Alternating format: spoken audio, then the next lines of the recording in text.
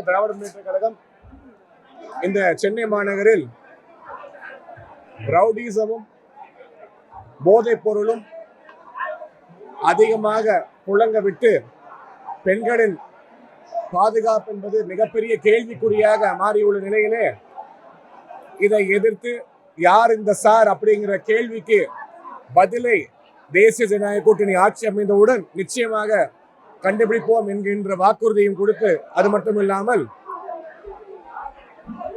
Kidney திருட்டு விவகாரத்திலுமே ஈடுபட்டுள்ள நபர்கள் திராவிட முன்னேற்ற கழகத்தை சார்ந்தவர்களாக இருந்தாலும் சட்டத்தின் முன்பு நிறுத்தப்படுவார்கள் என்பதையும் வலியுறுத்தி பேசிக் கொண்டிருக்கிறார்கள்.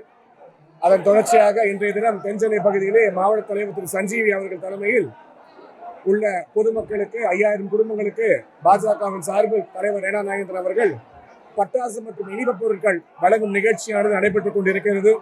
இதே போல் தொடர்ச்சியாக தமிழகம் முழுவதிலும் மக்களுக்கு நேரடியாக பாஜகவினர் பல நல்லுதவிகளை செய்து கொண்டு வருகின்றனர்.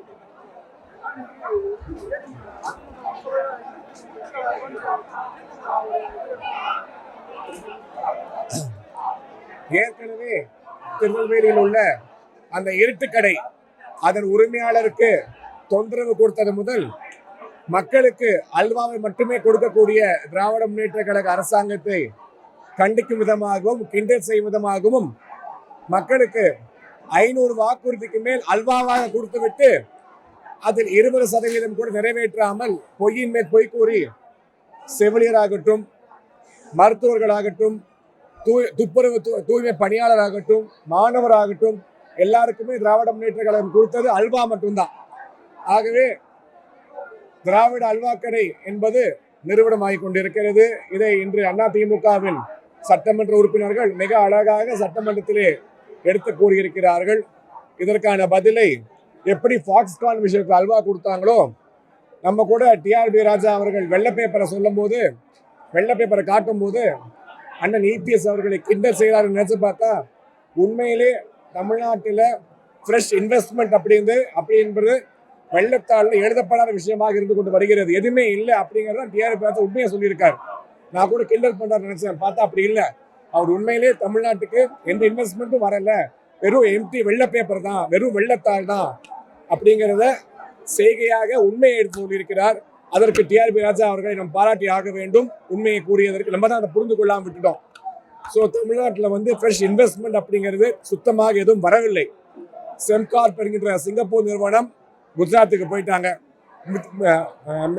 மித்துசிமோ அப்படிங்கிற ஜப்பானீஸ் நிறுவனம் இதுவரை தமிழ்நாட்டில் 2022 முதல்வர் சுற்றுப்பயணம் முடிச்சிட்டோன்னு சொன்னார். 20,000 கோடி வரப்போகுதுன்னு. அந்த மித்துசிமோ நிறுவனத்துல இதுவரை ரூபா கூட பணம் தமிழ்நாட்டுக்குள்ள வரவில்லை. அதே போல் ஃபாக்ஸ்கான், அதானி, இப்படி பல நிறுவனங்கள் தமிழ்நாட்டுக்கு வரேன்னு சொல்லி யாருமே வரவில்லை. ஏனென்றால் இவர் கேட்கக்கூடிய லஞ்சம் இந்த அளவுக்கு, இது ஒரு 30% சர்க்காராக இருந்து கொண்டு வருகிறது. திமுக என்பது 30% கமிஷன் சர்க்கார். 30% கமிஷன் கொடுத்து தொழில் செய்ய எந்த நிறுவனமும் தயாராக இல்லை. அதனால் தமிழகம் பின்தங்கி கொண்டு வருகிறது. இந்த தமிழ்நாட்டை விட உத்தரப்பிரதேசோட ஜிடிபி ஏறிக்கொண்டே போகிறது. இப்படியே போச்சுன்னா திமுக ஆட்சியில் தொடர்ந்தால் தமிழ்நாடு 6வது இடத்துக்கு சென்றுவிடும். ஆனால் நடைபெற போவதில்லை. 2027 மிகப்பெரிய மாற்றம் ஏற்படும். ஒரு 2 வருஷத்துக்கு முன்னாடி சனாதனத்தை வேறற்போம் என்று கூறிய உதயநிதிக்கு ஞானம்லாம் பிறக்கல, தேர்தல் பயம் வந்துருச்சு.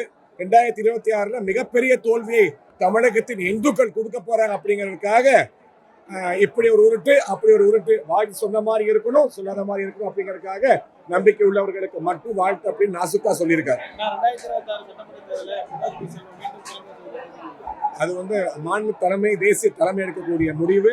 ஆனால் பாஜக உறுப்பினர்கள், பாஜகவை சார்ந்தவர்கள் எங்க போட்டியிட்டாலும் வேலை பார்த்து ஜெயிக்க வேண்டியது, திமுகவை தோற்கடிக்க வேண்டியது மட்டும்தான் எங்கள் கனவாக லட்சியமாக இருந்து கொண்டு வருகிறது. இந்த கூட்டணிக்கு பல கட்சிகள் ஜனவரி மாதத்திலே பல கட்சிகள், எதிர்பாராத கட்சிகள் கூட நிச்சயமாக சேர போகிறார்கள். ஏன்னா இது வெற்றி கூட்டணி, தமிழகத்தை மீட்கப் போகின்ற கூட்டணி, உண்மையான விடியலை தரப்போகின்ற கூட்டணி. பல கட்சிகள் ஒன்றிணைந்து சேர்ந்து ஒரு மிகப்பெரிய பிரம்மாண்டமான கூட்டணியாக அமைந்து 2026 தேசிய ஜனநாயக கூட்டணியின் ஆட்சியானது தமிழகத்தில் ஏற்படும். பல கட்சிகள் அப்படிங்கிற வரைக்கும் தான் நம்ம சொல்ல முடியுமே தவிர எந்தெந்த கட்சிகள் என்பதை காலம் பதில் சொல்லும். நிச்சயமாக ஒரு மெகா கூட்டணியாக இருக்கும். இதுதான் வெற்றி கூட்டணி. இந்த கூட்டணிக்கு வருபவர்கள் மட்டுமே உண்மையாக திராவிட முன்னேற்ற கழகம் வீட்டுக்கு அனுப்ப வேண்டும் என்று நினைப்பவர்கள் மட்டுமே இந்த கூட்டணிக்கு வரப்போகிறார்கள். இதுதான் உண்மையான கூட்டணி. இதை தவிர்த்திருக்க கொண்டீங்கன்னா டிஎம்கேயோட பி டீம் அப்படிங்கிறது உண்மையாக வெளியே தெரிய வந்தது. செய்திகளை உடனுக்குடன் தெரிந்து கொள்ள கீழ்கண்ட கேபிள் மற்றும் டிடிஹெச் நெட்வொர்க்குகளில் எம்நாடு செய்தி தொலைக்காட்சியை காணுங்கள். பாதகம் செய்பவரை கண்டால் நாம் பயம் கொள்ளலாகாது பாப்பா. மோதி மிதித்து விடு பாப்பா, அவர் முகத்தில் உமிழ்ந்து விடு பாப்பா. அண்மை செய்திகளை உடனுக்குடன் தெரிந்து கொள்ள இணைந்திருங்கள் எம்நாடு தொலைக்காட்சியுடன்.